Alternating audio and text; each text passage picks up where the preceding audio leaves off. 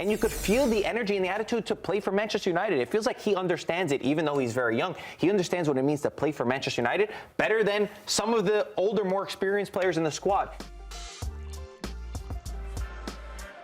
Ahmad to the rescue in 9 minutes from time with that hat-trick. His first senior hat-trick as a player. And take a look at his numbers under Ruben Amorim. Of course, under Erik ten Hag, we hardly saw him feature. 14 games, 6 goals, 2 game-winning goals and 5 assists. It's going very well for him under the Portuguese. Like I said there, to think that this incredibly talented young man barely saw the pitch under Erik ten Hag begs many questions. But we're going to hear from Ruben Amorim now and his thoughts on that comeback at the death.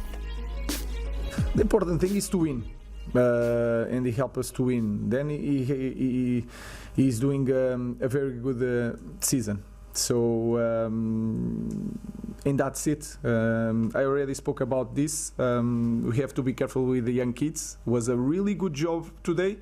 He has a lot to improve. But this game is in the past. We need to prepare the future in the game. In football, the life is like this. So, congratulations to him, to all the team. Enjoy tonight. It's a very good moment, and he needs to appreciate these moments. But tomorrow he's going to recover, and we have to prepare the next game. And as you can imagine, Manchester United fans around the world were very happy with what they saw. Take a look at this. Stretford Paddock said, "Say nothing, just retweet. Thank you for changing my life. I'm literally just Ahmad." And we've got another one coming up for you. Take a look at this one. Hey, I mean, we're getting a bit ahead of ourselves, guys. But yes, a 9-minute hat-trick would do that to Manchester United fans who are looking for positives wherever they can, although it has been a good 8-9 days for them, drawing against Liverpool, knocking Arsenal out of the FA Cup in that third-round tie on pens, and now coming back at the death, like I said. A game that I don't think anyone saw would pan out that way.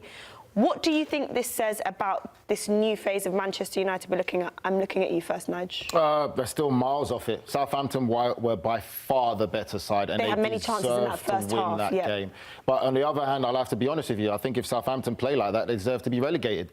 You can't go to Old Trafford, be 1-0 up for so long and in control of the game, and then completely just self-implode like that in a 12-minute span. The goals that they conceded, the manner of the goals was just absolutely just not good enough at Premier League level. And it's one of those ones where, as a Southampton player, you're going to go back home today, you're going to be having a tough pill to swallow. That how you lost that game when you had it in full control. And for me, Ahmad, I'm not surprised. When Ruben Amorim came in, he was one of the bright lights and the bright sparks that I saw in this Manchester United side. And I went on record to say on here, if there's one thing I can guarantee you now, looking at this team now since Amorim's came in, Ahmad is the first name on the team sheet, and he's getting better and better. And Ruben Amorim effect is really working well with him. We will come back to more of Manchester United, but I did want to get your thoughts, Tony, on the goals that they conceded, playing out from the back the way they do. Obviously, we see many Premier League teams now, even in the lower leagues, trying to play like this. What are your thoughts? In general, I don't have a problem playing out of the back. I actually enjoy watching it. But you're here 2-1 down in the 93rd minute, and more often than not, what do you see the goalkeeper do? Push everybody up, and you're going to thump the ball forward, and they're building at their 6-yard box. It doesn't make sense to me from a footballing standpoint. Ivan Jurić, who came from Roma here, right? We look at him, and I mean, his interview after the game. Actually, I didn't know he spoke English so well, so it was fun listening to him. He said for 75 minutes we were the better team, and they were the better team against Manchester United. This is the team rooted at the bottom of the Premier League table. See, that's where the problem comes, though, Tony. And I understand what you're saying, but if you're bottom of the Premier League, you're fighting a relegation fight. I have a problem with you playing out the back. Exactly right. And I look at these moments, and you got a defender that turns around, right, to defend Ahmad on the first goal, right? Hits off of him, and he doesn't know where it goes. It bounces to Ahmad. It's all these little things. You spoke about in-game management not being very good from the Southampton manager, but let's talk about his opposition manager in Ruben Amorim for Manchester United, because those substitutions seem to work, no? The substitutions work because Southampton made them make changes. Southampton dominated the game, especially in their midfield too. They made Man United take off Mainu and Ngate, their two strongest midfield pairing in that 2 role. Change that, And people criticise to say you're at home, you're playing Southampton, there's a lack of creativity. Christian Eriksen comes on, his pass into the back is just absolutely delightful to watch. It's showing the quality and the experience that he has in making those type of passes, gets them back in. They became more aggressive. You said that Xerxes. I thought Højlund coming out and Xerxes coming in, they were able to regain the ball a lot better. I think he is better on the ball. We saw that at his time on Bologna, and he's not the fastest player, and I know that's some of the criticism, but you also have to give him credit. Ever since he was booed off, right, a couple of weeks ago, he scores the winning penalty against Arsenal, and then he comes in, and I think he helps the team play a lot better football. Not to say that he's always going to be an out-and-out starter, but he's an ace that you could pull out of your sleeve and put into a match to give you a different shape and a different look. But so I want to give credit to him as well. The thing is, it's hard to give credit to Ruben Amorim to say he made these changes because he wanted to. It's like, no, you made those changes because you had to. Didn't work. Yeah, you had to. You have to give him credit for realizing the changes. Yeah, he had to make them. There's guys that are stubborn that don't make the changes because they think the guy that they started is obviously better than the guy that they had on the bench, right? He needed some possession in the midfield. They had one guy to give him possession, and that's Christian Eriksen. He goes in there, and there's a moment of brilliance. So this is where I disagree with you. I think we got to give Ruben Amorim credit for the substitutions he realized he had to make. So interestingly, sticking with Ruben Amorim before we get on to the other game from yesterday. After it, he said, all the players in this team have the same responsibility.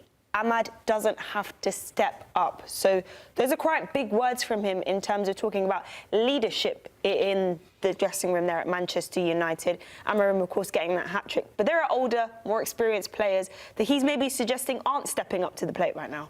100%. I mean, it's just simple to say. For me, it's a life thing where just because you're older doesn't mean you're necessarily wiser. So I would say he said it as well a couple of weeks ago that Man United are starving for leaders. Well, that tells you a lot. And you just have to watch this Manchester United side and see that leadership is a big question. He kind of put Harry Maguire under the bus.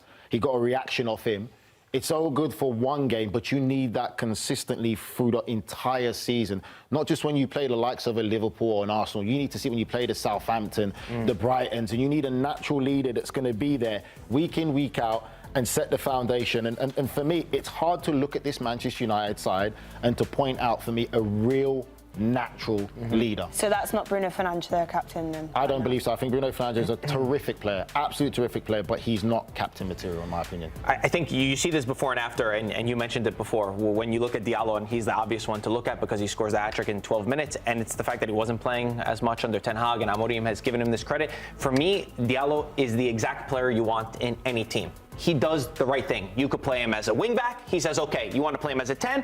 He's fine with it. There's not too much talking. There's only hard work, putting his head down, and you could feel the energy and the attitude to play for Manchester United. It feels like he understands it, even though he's very young. He understands what it means to play for Manchester United better than some of the older, more experienced players in the squad. And you think about how he's put the team on his back against Manchester City. He gets the winner and draws a penalty. Liverpool, I believe he gets the equalizer as well, and now today. And it's amazing to see his development. Remember, this guy came from Serie A, Atalanta, and he was in the youth system. Yeah, he goes. You have to just throw that in there. It seemed great. It always comes back to Serie A, by the way. You can see this right here. And we thought Manchester United were crazy to spend the money that they did on him. A player that only played 5 or 6 times in Serie A. He came from the youth system, worked under Gasperini, where he also played as a wing back. But to see this development and to see the recruitment and the understanding of Manchester United is the thing that stuck out the most to me about Diallo, about Ahmad's game.